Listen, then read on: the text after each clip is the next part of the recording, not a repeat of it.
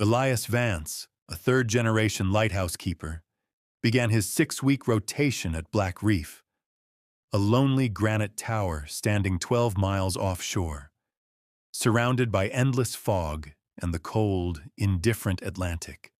Everything felt routine until one night he received an impossible transmission. 3 long Morse pulses, a code that had been decommissioned 50 years ago, yet somehow reached only his station. From that moment, something unseen began to move through the lighthouse. At night, Elias heard the steady clack-clack of a grandfather clock in the galley. A clock removed decades earlier, the sound crawled up the iron staircase, growing clearer each day.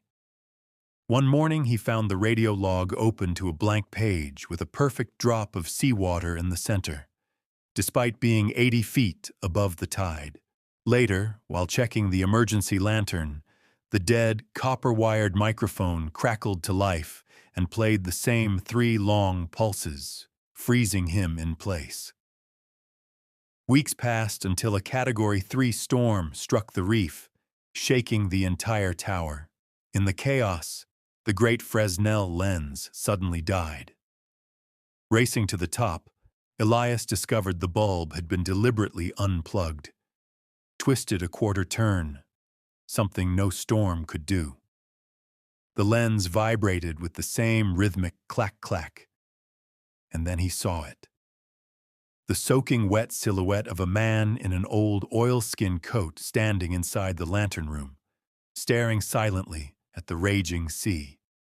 The decommissioned beacon suddenly fired, sending a frantic SOS, 5 short, 5 long, 5 short. By morning, the figure was gone, and Elias restarted the lamp. His written report was cold and factual. Primary lamp failure, cause unknown. Receipt of non-standard distress signal confirmed. Days later, the mainland station verified they had indeed received the SOS at exactly 2:14, the moment Elias saw the shadow. When technicians opened the old receiver, they found one last jammed message. Long, short, long, short, long, short. Not a code at all, but the exact pulse of the phantom clock echoing through the tower. Black Reef Lighthouse stands alone on a granite needle 12 miles offshore, surrounded by cold Atlantic waters and a fog so dense it seems alive. And I introduce the place the way I first saw it. A lonely tower rising out of the ocean like the spine of some ancient creature. The waves slamming against the columns below and echoing up through the stone floors, my voice explaining why I came here. To stream a 24/7 live ambient broadcast for my growing channel, using natural ocean wind, lamp noise, and fire crackle to create the perfect soundscape for millions of listeners, while also hinting at the local rumors about the last real keeper, Elias Thorne, who vanished mysteriously after his wife Clara supposedly wasted away in silence, tapping on the stones in her final days. My stream began normally, the M403 heartbeat mic capturing the soft rumble of the sea and the thrum of the lamp, and comments poured in praising the ambience, until 20 minutes after sunset, when the hum deepened into something darker and the tapping began. Soft, rhythmic, intentional, vibrating through my headphones like knuckles brushing stone, and the chat immediately noticed, asking whether the tapping was real or the mic gain was too high. I checked everything, wires, floors, equipment, but the sound was rising from the foundation of the lighthouse, and that was the first night I heard Clara.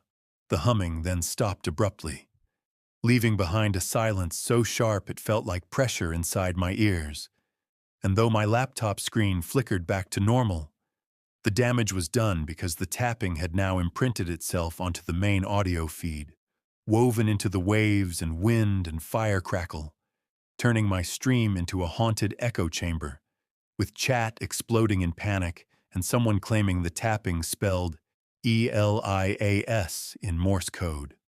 I couldn't delete the stream without destroying my career, but I couldn't leave it up with the corrupted audio either.